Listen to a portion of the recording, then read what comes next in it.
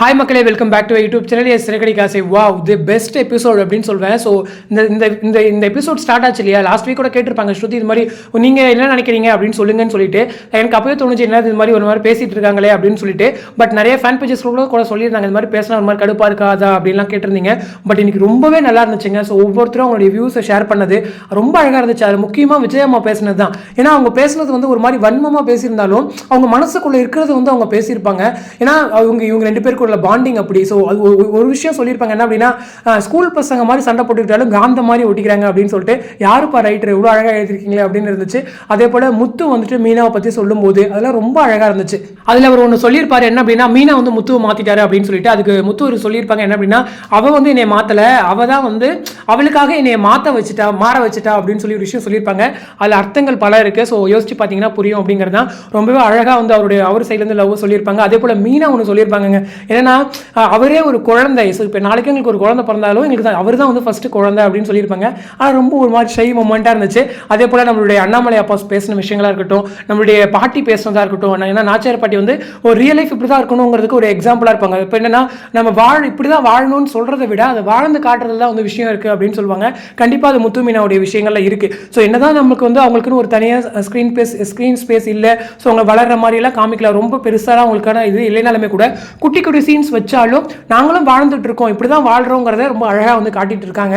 So அதையுமே அவங்க அழகாக வந்து டிஃபைன் பண்ணியிருந்தாங்க நீங்கள் இந்த எபிசோட்லையுமே கூட. முக்கியமாக எனக்கு பேசுனதில் பிடிச்சது விஜயம்மாவோட ஸ்பீச் தான். அதே போல் வந்துட்டு மனோஜோட கேரக்டர் ஆஸ் யூஷுவல் எல்லாம் சும்மா சாப்பிட்டுக்கிட்டு ஜாலியாக இருக்க மாதிரி வந்து பேசியிருப்பாங்க. அது காமெடியாக காமிச்சிட்டு இருந்தாங்க இன்னைக்கு எபிசோட்ஸ் ஃபுல்லாக. அதுவுமே நல்லா இருந்துச்சு. அதே போல் ரவி பேசின விஷயங்கள் நான் சின்ன வயசுலேருந்து பார்த்துருக்கேன். ஸோ முன்னாடிக்கும் இப்போ இருக்கிறதுக்கும் நிறைய வித்தியாசங்கள் இருக்குது. ஸோ அண்ணி வந்ததுக்கப்புறம் தான் அப்படின்ற மாதிரிலாம் அவர் ஷேர் பண்ணியிருந்தாரு. அதே போல் ஸ்ருதி சொன்ன விஷயம் என்னன்னா, ஸ்ருதி இன்னுமே வந்துட்டு முத்துவை சரியாக புரிஞ்சுக்கலையோ அப்படின்ற ஒரு கேள்விகள் இருக்குது. பட் இப்போ நமக்குமே புரிஞ்சுக்க முடியல ஒரு சில டைமில் முத்துவோடைய கேரக்டர். அதுதான் மீனாவுமே கூட சொல்லியிருப்பாங்க. ஸோ அந்த கேரக்டர் புரியாத புதிர் மாதிரி தான் போயிட்டு இருக்கு. அதே போல் மீனா ரொம்ப ஸ்ட்ரகிள் பண்ணுறாங்க அப்படின்னு சொல்லி ஸ்ருதி பேசியிருப்பாங்க.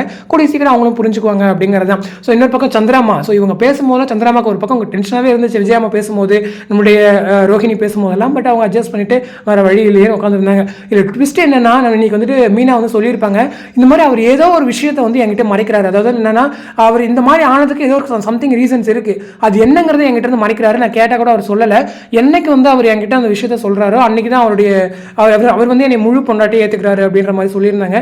பட் அவர் ஏதோ ஒரு விஷயம் நடந்திருக்கு. பட் அவர் சொல்ல போகிறது கிடையாது. யார் அதை ரிவீல் பண்ணுவா அப்படிங்கிற ஒரு கேள்வியில் தான் நானுமே இருக்கேன். அந்த சீன் பார்க்கும்போது மனோஜ் ஒரு பக்கம் காமிக்கிறாங்க, விஜயம்மா ஒரு பக்கம் காமிக்கிறாங்க, அண்ணாமலை ஒரு பக்கம் காமிக்கிறாங்க. எனக்கு தெரிஞ்சு இது வந்து பாட்டிக்கு தெரியாதோ அப்படின்ற ஒரு கேள்வியுமே இருக்கு. ஏன்னா பாட்டிக்கு ரவிக்கு தெரியாத போல இவங்க 3 பேருக்கு மட்டும் தெரிஞ்ச ஒரு விஷயங்கள் நினைக்கிறேன். ஸோ என்ன நடக்குது, ஏன்னா இந்த ட்ராக் எப்படி மூவ் பண்ண போறாங்க, எனக்கு தெரிஞ்சு சீக்கிரமாக ட்ரூத் ரிவீல் வந்துடும் நினைக்கிறேன். இந்த ஒரு பாஸ்ட்டுக்கான ட்ரூத் ரிவீல். ஏன்னா இதை தான் வந்து அடிக்கடி இப்போ பேசிட்டு இருக்காங்க. கூடிய சீக்கிரம் வந்துச்சு அப்படின்னா நல்லா இருக்கும் அப்படிங்கிறதான். ஸோ நாளைக்கு ப்ரிவியூவில் சத்யா வந்து ரீஎன்ட்ரி கொடுக்குறாரு.